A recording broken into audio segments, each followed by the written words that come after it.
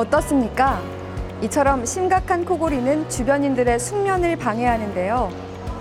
코골이로 인한 수면 무호흡증은 우리 건강에도 심각한 악영향을 끼친다고 합니다.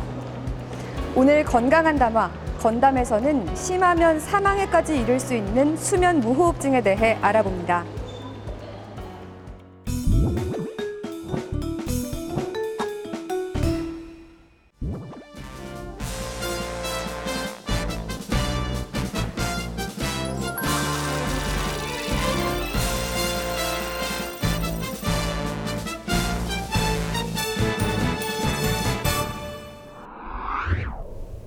교수님 안녕하세요. 네, 안녕하세요.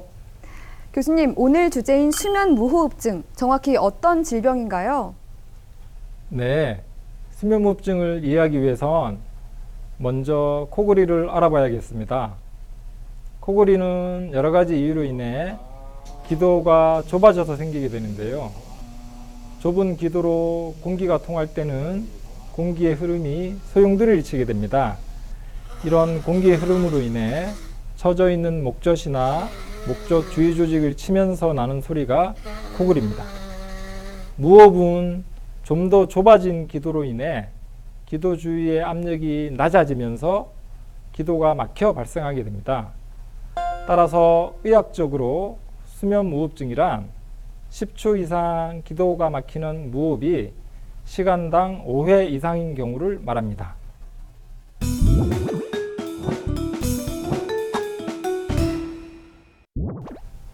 건강보험심사평가원의 통계에 따르면 2017년 기준 수면무호흡증 환자는 약 3만 1천여 명으로 최근 5년 새 16%나 증가했습니다.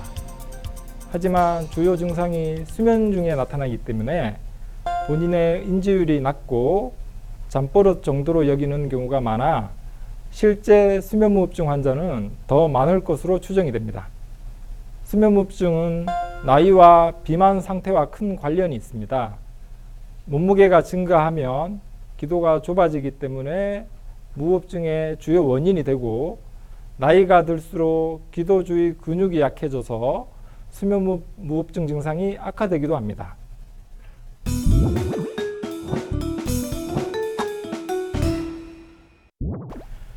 수면 무호흡증은 심한 코골이, 자도 해소가 안 되는 피로감과 낮에 쏟아지는 졸음 등의 현상으로 짐작할 수 있습니다. 함께 잠을 자는 동반인에 의해서 발견되는 경우가 많은데요. 좀 더 정확한 진단을 위해서는 자는 동안 여러 가지 신체 변화를 측정하여 수면 질환의 여부와 형태, 정도 등을 알아보는 수면다한 검사를 시행합니다. 수면무호흡증 환자는 만성 피로와 졸음으로 인해 일상생활에 어려움을 겪게 됩니다. 더 심각한 것은 이로 인한 교통사고의 위험이 3배 높을 뿐 아니라 심혈관 질환, 뇌졸중 발생 위험이 높다는 것인데요. 고혈압 발병률은 정상인에 비해 9.7배, 심부전은 2.2배, 심혈관 질환은 1.3배, 뇌졸중은 1.6배나 높은 것으로 조사가 되었습니다. 특히 위험한 작업을 하는 직장인의 경우는 이런 수면무호흡증으로 인한 만성 피로와 집중력 장애로 인해 돌이킬 수 없는 산업재해가 발생할 가능성 또한 높습니다. 지금까지 수면 무호흡증이 무엇인지, 원인과 증상에 대해 알아봤는데요. 그럼 치료는 어떻게 진행되나요? 네, 수면무호흡증의 치료는 크게 비수술적 치료와 수술적 치료로 나눌 수가 있습니다. 비수술적 치료 중 가장 일반적이며 대표적인 것이 양압기의 사용입니다. 양압기는 일정한 공기를 지속적으로 코를 통해서 넣어주어서 기도를 열어주는 기기인데요. 지난 7월부터 건강보험 혜택이 적용이 되어서 기존 양압기 대여료의 20%만 부담하면 됩니다. 수술 후 정상보다 편도가 심하게 비대하거나 코뼈가 휘어져 있는 등 증상을 일으키는 원인 부위가 분명할 때 시행을 하게 됩니다. 그럼 지금부터 OX 퀴즈를 통해 수면 무호흡증의 궁금증에 대해 알아보도록 하겠습니다. 첫 번째 질문입니다. 수면 무호흡증, 사망에 이를 수 있다. O일까요? X일까요?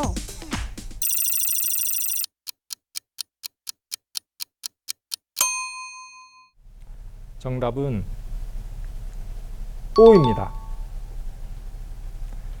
연구 결과에 따르면 시간당 호흡 곤란 지수가 20회 이상인 중증 수면무호흡 환자는 일반인에 비해 사망 위험이 3배 이상 높은 것으로 알려져 있습니다. 앞서 말한 대로 호흡이 끊기며 산소 공급이 문제가 생기고 이에 따라 심장마비, 뇌졸중 등의 위험이 정상인에 비해 높기 때문입니다. 따라서 수면무호흡증을 잠버릇 정도로 방치하지 마시고 반드시 적절한 치료를 취해야 합니다. 네, 수면 무호흡증으로 돌연사 위험이 높다고 하니 꼭 치료를 받으시는 게 좋겠습니다. 그럼 다음 질문입니다. 수면 무호흡증, 탈모에도 영향을 끼친다. O일까요? X일까요?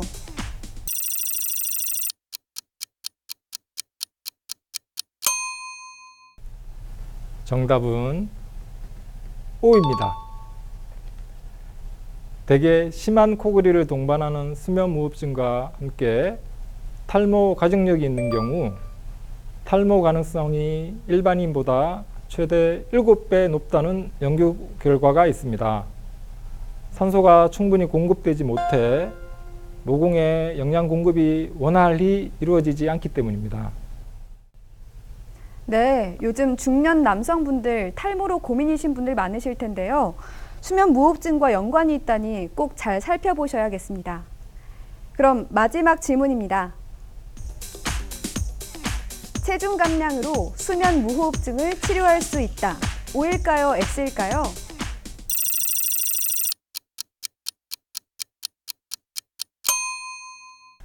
정답은 O입니다.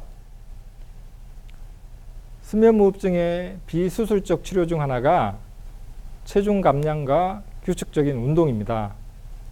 일반적으로 체중을 10% 줄이면 무호흡증이 약 50% 감소한다고 합니다. 증세가 미미한 수면무호흡증 환자라면 체중 감소만으로도 큰 효과를 볼 수가 있겠습니다. 덧붙여서 술과 담배는 무호흡증을 악화시키는 가장 흔한 원인이므로 금주, 금연하는 것도 많은 도움이 되겠습니다. 오늘은 수면 무호흡증에 대해 알아봤는데요. 그런데 여기서 잠깐! 교수님, 수면 무호흡증 환자들에게 좋은 꿀팁 하나 추천해 주시죠. 네. 제가 추천해 드릴 꿀팁은 수면 자세입니다. 잘 때는 똑바로 누워서 자는 것보다는 옆으로 자는 것이 코골이나 무호흡증을 줄이는 효과가 있습니다. 따라서 잘 때 등 뒤에 테니스공이나 골프공 등을 붙이고 자면 무의식 중에 옆으로 돌아 눕게 되어서 무호흡증을 줄일 수가 있습니다. 또한 베개는 너무 낮은 것보다는 약간 높은 것을 사용한 것이 좋은데요. 이는 너무 낮은 베개를 사용하면 수면 중 입이 벌어지면서 코골이나 무호흡증을 악화시키기 때문입니다. 네, 그럼 교수님, 수면 무호흡증 환자들에게 마지막으로 하고 싶은 말이 있으시다면 뭐가 있을까요? 수면 무호흡증을 고약한 잠버릇 정도로만 치부하고 그냥 넘기시는 분들이 많습니다. 하지만 앞서 말씀드렸듯 수면 무호흡증은 만성 피로뿐 아니라 교통사고, 고혈압, 심장마비, 뇌졸중 등 돌연사 위험을 높입니다. 수면다운 검사와 양압기 등의 의료보험이 적용이 되며 환자분들의 부담도 많이 줄었습니다. 앞서 수면무호흡증의 증상이 있으신 분들이라면 꼭 병원을 찾아 진단과 함께 적절한 치료를 받으시길 당부드립니다. 지금까지 울산대학교 병원 남정권 교수님과 함께 수면 무호흡증에 대해 이야기 나눠봤습니다. 교수님 고맙습니다. 감사합니다. 지난 10월 말 수면 무호흡증을 앓고 있던 일본의 한 버스 운전자가 갑자기 의식을 잃어 6명이 숨지는 사고가 있었다고 합니다. 수면 무호흡증, 꼭 치료해야 할 질병으로 인식해야겠습니다. 출동 건강한 담화, 건담은 다음 시간에 더 유용한 정보로 다시 돌아오겠습니다. 시청해주신 여러분 고맙습니다.